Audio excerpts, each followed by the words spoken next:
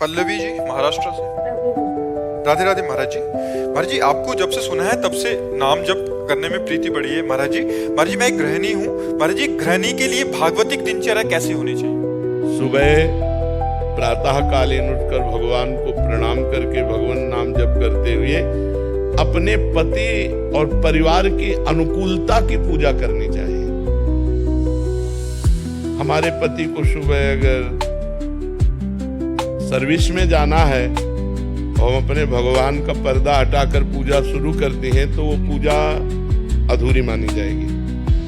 सबसे पहले अपने पति की अनुकूलता। गृहिणी का परम कर्तव्य है अपने पति में भगवान को देखना, अपने पुत्रों में भगवान को देखना। पुत्रों को स्कूल जाना है, पति को सर्विस जाना है, तो सबसे पहले हमारी पूजा की तैयारी होनी चाहिए।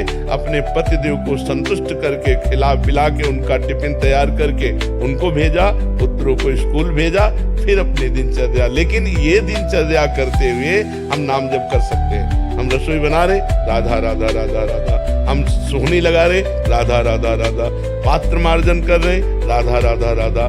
तो गृहिणी की सर्वोत्तम पूजा है अपने परिवार की अनुकूल परिस्थिति उपस्थित करते हुए कहीं किसी भी तरह का झगड़ा, कोई परेशानी, किसी भी तरह की असंतुष्टता ना आते हुए नाम जप करते हुए करे। और जब वो चले गए तो अपने ठाकुर जी को उठाया, ठाकुर जी के श्रृंगार किया, ठाकुर जी की सेवा की, इस भाव से चले। वो ये ध्यान रखे कि भगवान सब में है, केवल मूर्ति में ही नहीं है।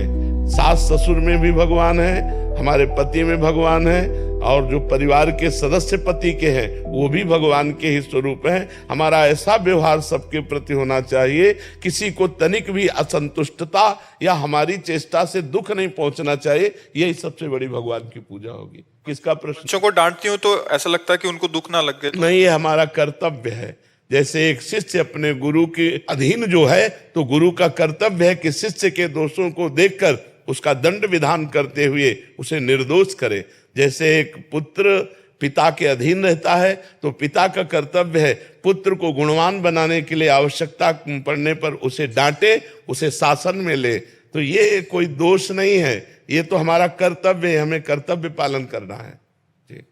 आदर्श श्रीवास्तव जी मुंबई से। राधे राधे। राधे राधे महाराज जी। महाराज जी इनका भी सेम प्रश्न है। कह रहे कि जब ऑफिस में किसी कर्मचारी को दंड देता हूं तो मन जलता है कि जब भगवान सबको क्षमा कर देते तो मुझे भी क्षमा कर देना चाहिए, तुम क्यों दंड? भगवान सबको क्षमा नहीं करते, नहीं तो ये सब किसी को कर्म भोग भोगना ही ना पड़े। सब मंदिर जाते हैं, सब हाथ जोड़ते हैं, सब जय जय मनाते हैं, नहीं क्षमा करते हैं। क्षमा तब करते हैं जब कोई आर्त भाव से कि अब लो नसानी, अब ना नसो, आज तक किया, हे परमात्मा आज के बाद कदापि नहीं करूंगा और निरंतर नाम जप करूंगा, सही चलूंगा। तो भगवान कुछ दिन देखते हैं और फिर उसको क्षमा कर देते हैं। अगर ऐसे कोई गलती नहीं करना चाहता, गलती करने का स्वभाव नहीं है, लेकिन स्वाभाविक संयोगवशात गलती पड़ गई और हम अधिकारी पद पर हैं और हम देखते हैं कि इसका गलत स्वभाव नहीं है, गलत करना भी नहीं चाहता, संयोगवशात गलत हो गया है, तो छोटा मोटा दंड देकर उसे क्षमा कर देते हैं। या हम आगे उससे गलती ना हो ऐसी बात कह के उसे क्षमा कर देते हैं। लेकिन जिनका स्वभाव ही है अपराध करना, गलतियां करना, उनको क्षमा नहीं करना चाहिए।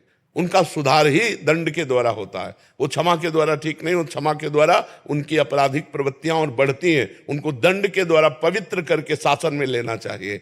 तो ये भगवान ने इतना तो ज्ञान दिया ही है कि सामने वाला व्यक्ति आपराधिक प्रवृत्ति वाला है या संयोगवशात अपराध बन गया है। कभी कभी ऐसा होता है कि आपराधिक प्रवृत्ति ना होने पर संयोगवशात अपराध बन जाता है। तो संयोगवशात प्रवृत्ति जो नहीं है उसको हमें क्षमा करना चाहिए, लेकिन आपराधिक प्रवृत्ति वाले को क्षमा नहीं करना चाहिए। उसे दंड देना ही भगवान की पूजा है। भगवान ने दंड विधान बनाया क्यों है? मान लो यहाँ तो कानून की ये व्यवस्था है, हमारे यहाँ नरक की व्यवस्था है। बड़े बड़े भयंकर कष्ट नरकों में दिए जाते हैं, तो भगवान ने ही तो बनाया है। जो आपराधिक प्रवृत्ति वाले अपने स्वभाव को नहीं ठीक कर पा रहे हैं और पाप करते चले जा रहे हैं, तो उनका मार्जन होगा दंड। जैसे यहाँ जेल में होता है, डंडा चलता है, 20 साल की सजा हुई, ये हुआ वो, ऐसे वहां भी नर्क का विधान है। जो यहाँ दंड नहीं भोगते उनको फिर नर्क में दंड भोगने को मिलता है। तो इतने कमजोर नहीं होना चाहिए। हर जगह क्षमा नहीं, हर जगह क्षमा काम नहीं करती।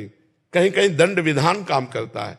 अब आपराधिक प्रवृत्ति नहीं है, उसे क्षमा करने के लिए तो हम भी राजी हैं कि एक बार क्षमा करना चाहिए। अगर भूल चूक हो गई, गलती हो गई, कोशिश करना चाहिए, उसे बचाव पक्ष में लेना चाहिए। लेकिन जिनकी प्रवृत्ति है छल कपट, अपराध, प्रमाद स्थिति, धर्म के विरुद्ध आचरण करना, ऐसों को दंड देना चाहिए। दंड से ही उनकी बुद्धि शुद्ध होती है। उसमें आप बिल्कुल निर्विकार रहिए और ऐसों पर दया भी ना कीजिए, क्योंकि विधान विधान है। अगर ज्यादा दया करेंगे तो आप अपने कर्तव्य से च्युत हो जाएंगे।